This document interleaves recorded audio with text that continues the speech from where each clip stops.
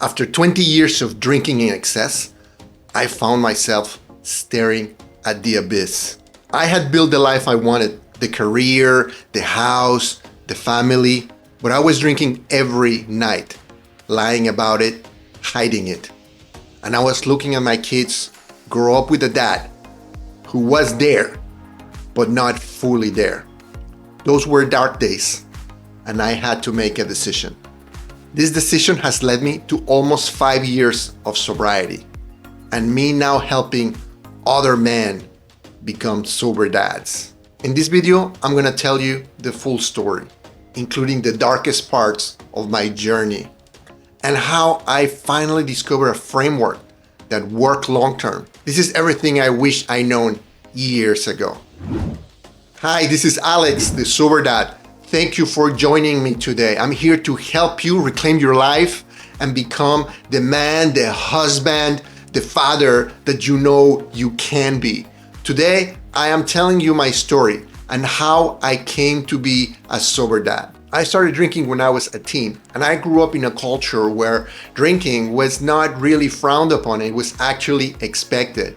So me and my friends would make a point to drink, to try to play grown-ups. And for the longest time, drinking really didn't cause a lot of trouble, although all the signs of trouble were there almost from the beginning.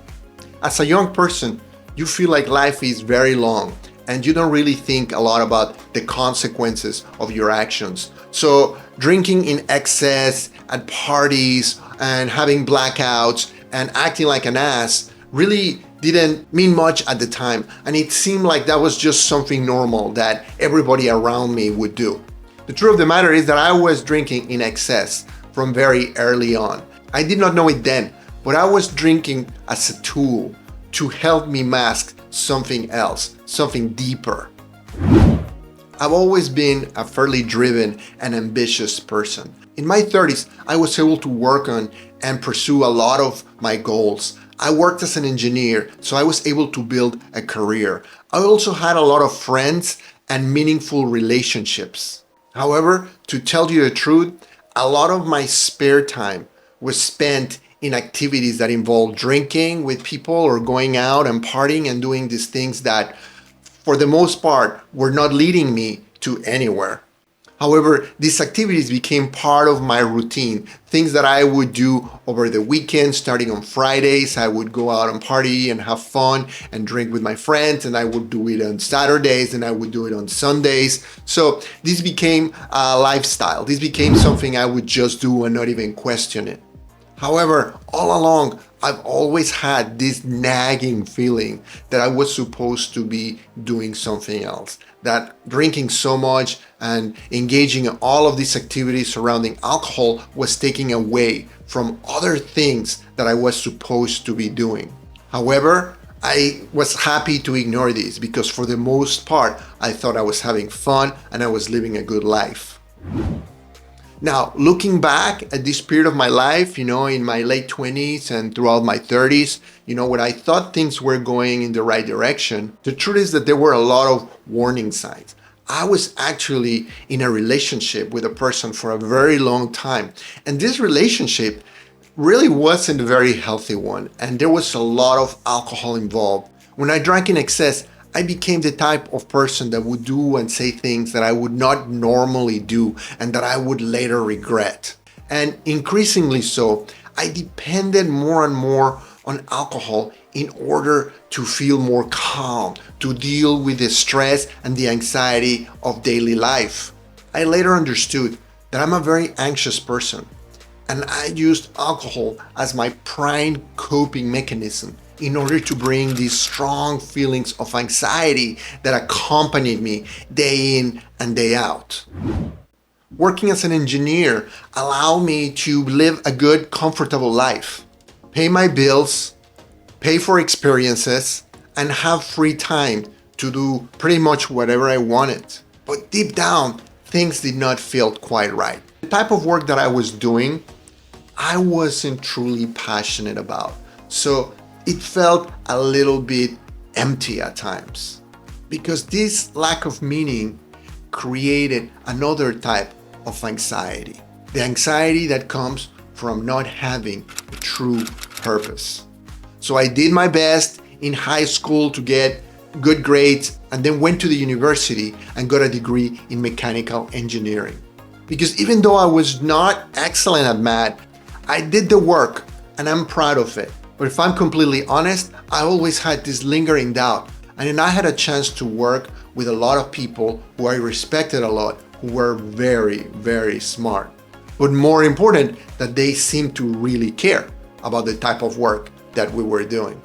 Looking back, I feel kind of guilty because I spent so much time carving this path for myself, just to have some regrets. And these feelings created, you guessed it, even more anxiety. Anxiety that comes from feeling that you are not living to your full potential, doing the things that you really meant to do, doing the things that you really want to do and that can create a bigger impact in the world. So I had this long relationship throughout my 20s and 30s that didn't serve me well. It was a relationship not based on love and respect, but on mutual dependence. But not the type of dependence that is healthy and uplifting, but the type of dependence that is unhealthy and toxic. Being a young man, I really didn't have the wisdom or the experience to know how to navigate this relationship and to end it when it needed to end. So it went on and on and on, causing a lot of damage for me and for her. Until at some point, things got so bad, cops were called and there was so much chaos and turmoil.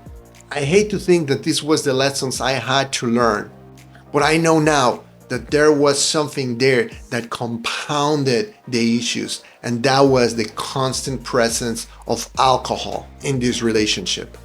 Somehow, a better part of me was able to end this situation, and I worked hard to pull myself up and try to rebuild from the ashes of a very traumatic and long-winded experience.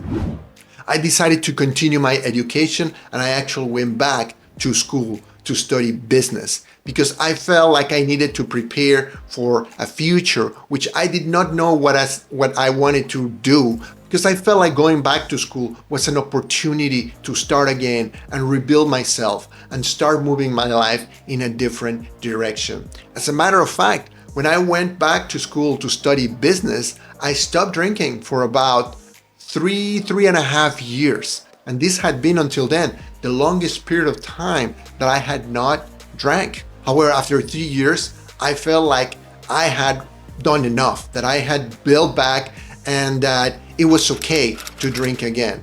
I thought that maybe things would be different because this time around I was older and more mature. Perhaps I had been very stupid and irresponsible, but now I was more of a grown-up and I would not get into so much trouble. So I decided that whatever had been the issue back then, I was over it and now I could drink again, no problem.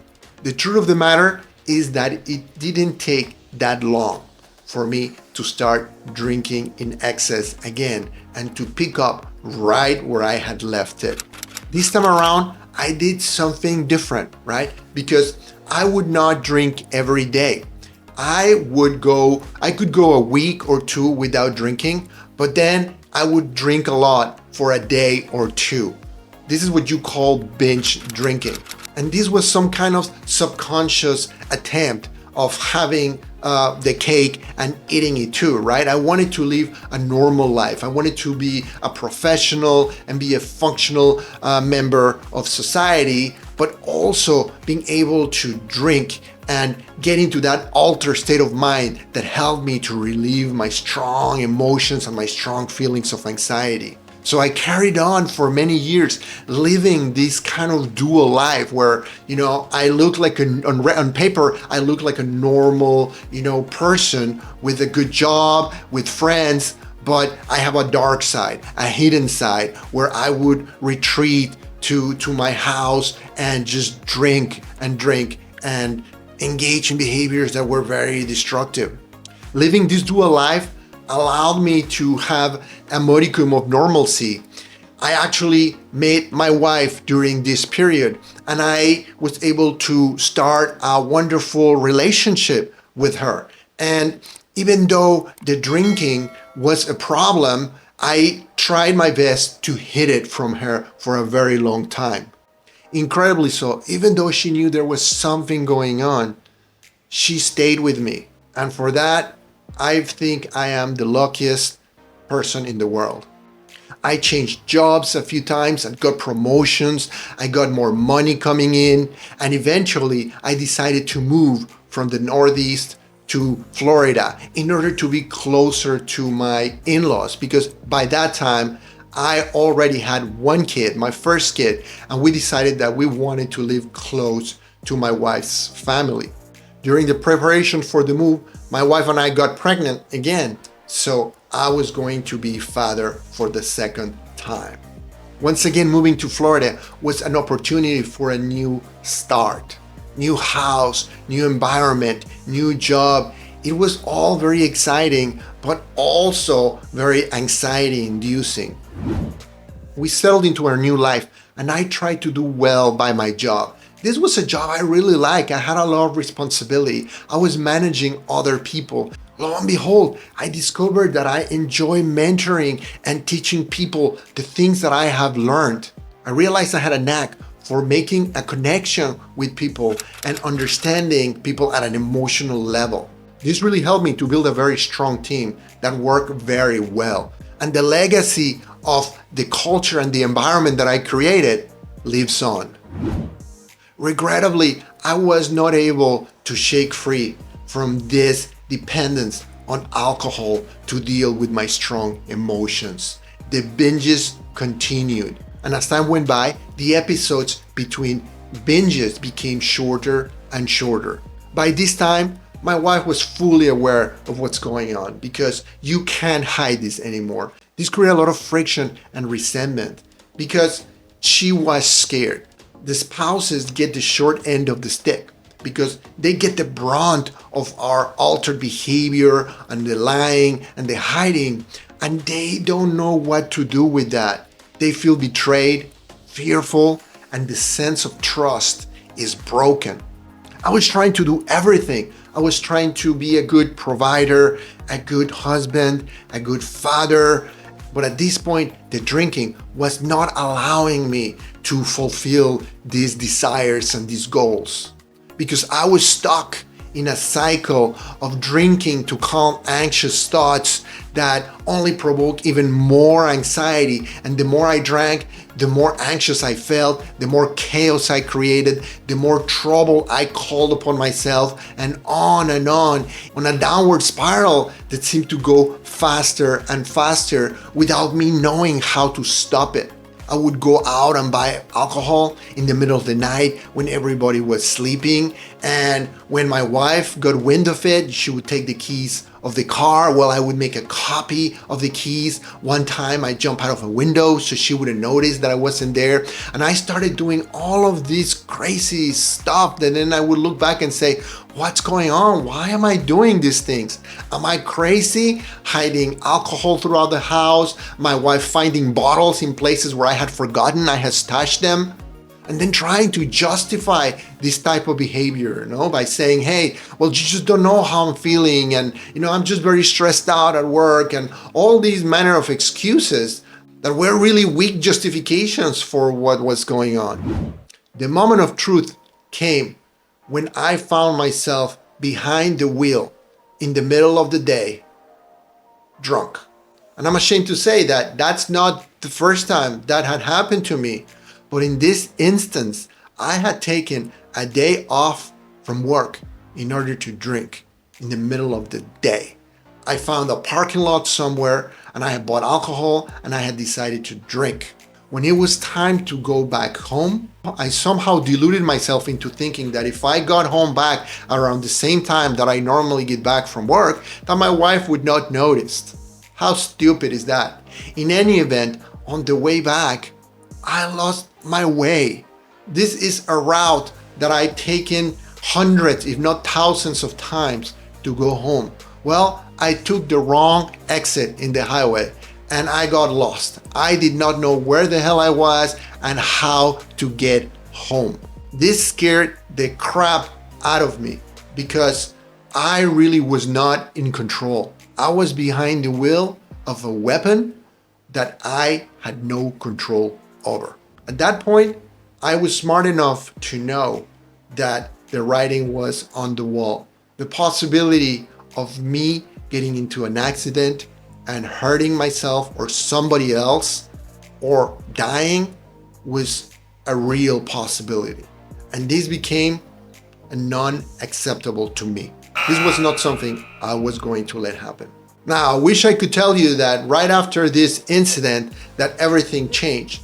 But as anything in life, sometimes things take a little bit longer. In the days after this incident, I did continue to drink, but my wife had it. She had found me drunk one too many times. And I remember the tight slap I got one early morning. The type of slap that says more than 1,000 words. The slap that says, I'm done. This is bullshit. And I'm not gonna put up with any more of this stuff. My wife helped me to find an IOP program, which stands for an intensive outpatient program near where we lived. And I signed up right away. An IOP program is an alternative to rehab, meaning you can sign up for one of these programs and learn tools, techniques on how to manage and how to deal with drinking. And it's usually a group environment where you meet other people who are also trying to stop the same type of behavior, in this case, drinking. I do credit this IOP program for saving my life because, as I mentioned, things were going down fast. And all my intelligence and my willpower were useless to help me to stop. I tried for the longest time to do this by myself. And it was not until I came in touch with other people who were just like me, who were in the same type of journey, maybe at different stages of the journey, but in the same journey as me, that I found a way out. And something finally clicked within me. And I was ready to learn and to accept and to understand and be open to the possibility that perhaps I couldn't do this by myself, but that was not a sign of weakness, that was okay. I learned that we all struggle in life, and that is okay, that I did not have to have all the answers, that men are not supposed to be strong all the time and all-knowing. As a matter of fact, that type of thinking had been holding me back for a very long time. I was finally willing and open to listen, to learn, to grow. And I tried everything. I mean, everything. AA, smart recovery. I took therapy. I talked to counselors. I was willing and able to try everything. And in that first year, I learned a lot. And this was the beginning of a journey of self-discovery, self-mastery, and self-acceptance and love. Sobriety became not something I feared, but something I wanted. Learning how to not depend on alcohol to live my life became the most empowering thing. I had to face my emotions. I had to develop skills to cope with the strong emotions that I did not have. I have to rearrange my lifestyle and my daily routine. So this new routine would support my sobriety going forward. I had to work on my mindset and my thinking in order to get to the source of these distorted thoughts and ideas that held me back and that created a lot of anxiety within me. I had to learn to trust myself. I had to learn to accept myself for who I was and to learn to love myself again. It was the beginning of an incredible journey. In the subsequent years, I've been able to have these flashes of insight over and over again that have allowed me to make progress, to become a better version of myself, to become the type of man that I can be proud of. doing the things that I really care about, doing the things that mean something to me for the people that I love and for myself. Quitting alcohol was not just about stopping the chaos and feeling better and getting rid of the hangovers. It was about rebuilding myself. It was about creating the life that I really wanted for myself. Learning to live without drinking alcohol allowed me to learn how to achieve any difficult goal, because the principles that you learn when you decide that you're going to change your life in such a drastic way are the same principles that will help you to achieve anything in life. I did not know it then, but quitting alcohol set in motion things within me that allow me to start growing in different directions, to connect with people at different levels, to understand the meaning and value of life in a completely different light. The things I've learned in the past 5 years are too important, too meaningful for me to keep them just to myself. So I can't stay quiet about this. That's why I started this YouTube channel. That's why I make these videos, because I want to share what I've learned. I want to share what I found out with you. Because living a better version of yourself, the best version of yourself, is possible. It takes work, but it's possible. If you're committed, this is something you can also do. And I want to help you. I have structured everything I know, step by step, from mindset to learning how to deal with cravings and urges, to developing the skills that you need to stay stopped in what I call the Sober Now framework. This framework is spread throughout these videos and in this channel. This framework is a stool with 3 legs, one leg being the mindset necessary to change, the second leg being the habits and routine necessary to support your sober lifestyle, and the third is the specific actions that you must take every day in order to stay motivated and continue the process of change. There's nothing magic here, just a structure that can help you to move forward. What I found out is that most people who ever wanted to stop drinking understand a lot of these principles, but what they're lacking is the structure, is the guide to put all of this stuff together. And this is exactly what the Sober Now framework provides you. It's everything I learned through years of counseling, AA, Smart Recovery, IOP, all condensed in one package that you can take advantage of so you can fast track your recovery. If you're ready to stop the chaos and the struggle and reclaim your life, tell me that you're ready in the comments below, and I will send you the information on how we can work together so we can make this possible for you. There's no need for you to struggle alone. Don't be like me. Let me save you some time. Let me help you put your life back on track so you can achieve your goals and be that man, that husband, that father that you really want to be. This is Alex Rivera, the Sober Dad. Thank you for watching, and I will see you soon.